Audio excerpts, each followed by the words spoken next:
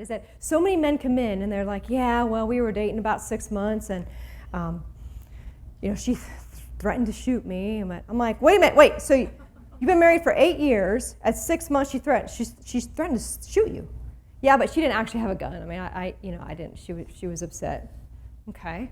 So we go through all these things. And she actually did shoot at him, by the way. That's what he was in. He's like, well, she actually did, shot at me, but she missed me. She hit over my shoulder. So I said, after all these things that she's done, what made you stay? Well, I hate to admit it, but initially, the sex was great. Apparently, crazy women have great sex. They're great in bed. Have you guys heard that?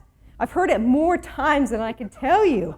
Sex is a huge motivator for men, and especially younger men, when they don't understand the repercussions of a continued relationship with, I'll just call them crazy woman. They don't understand the repercussions. They can get blinded by great sex. Now, women know what men find to be irresistible. I mean, we can all sit here and say, no, yes, you do. And we all know women who use their sexuality to manipulate men. We all know it. Sex is used as a weapon of control. Sex is used as a means of rewards. Women, that's what women do. Women use sex. One of the worst things a woman can do to her husband is withhold sex. Right? And you see movies and people joke about it and be like, oh, well, if you want to, women will say, if you want to get any for the next 6 months, you'll be doing X, Y, Z. And the audience laughs. That's one of the worst things you can do is withhold sex, right? But it's used as a weapon of control. Here's the thing we need to teach our boys.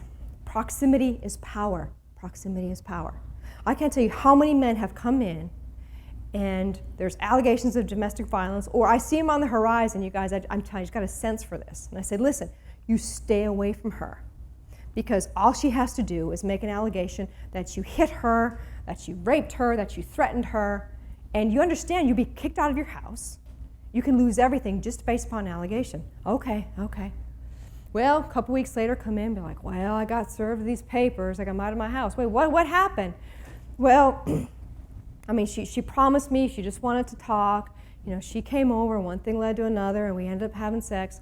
Proximity is power, especially to someone you're vulnerable to, right? So a lot of these men, when they come in, they're vulnerable, they're hurt, they're still in love. A lot of them want to justify this behavior, and to a woman, proximity is power. There's no reason to be like, well, you have a knockdown, drag out, police are called, call up and say, will you come over? I think, let's just talk in person. I need closure. I think we owe it to. Don't fall for it.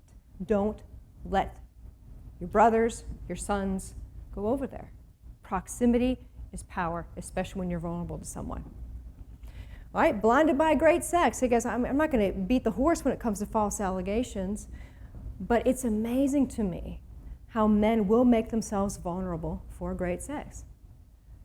The false allegations that you see, you guys raise anywhere from he threatened me, he pushed me down the stairs, he hit me, he's molested my child, he raped me, you name it, across the gamut.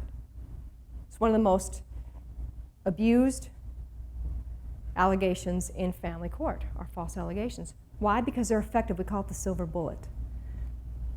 When you have allegations, especially of child molestation, the courts tend to err on the side of caution. I get that to some extent, but they tend to err on the side of caution. Once that ball starts rolling, it could take years to clear it up, if ever. So we need to make sure that our guys understand where they're vulnerable and then put themselves in that situation. All right, unplanned pregnancies. All right, we all know about unplanned pregnancies. It goes back to child support.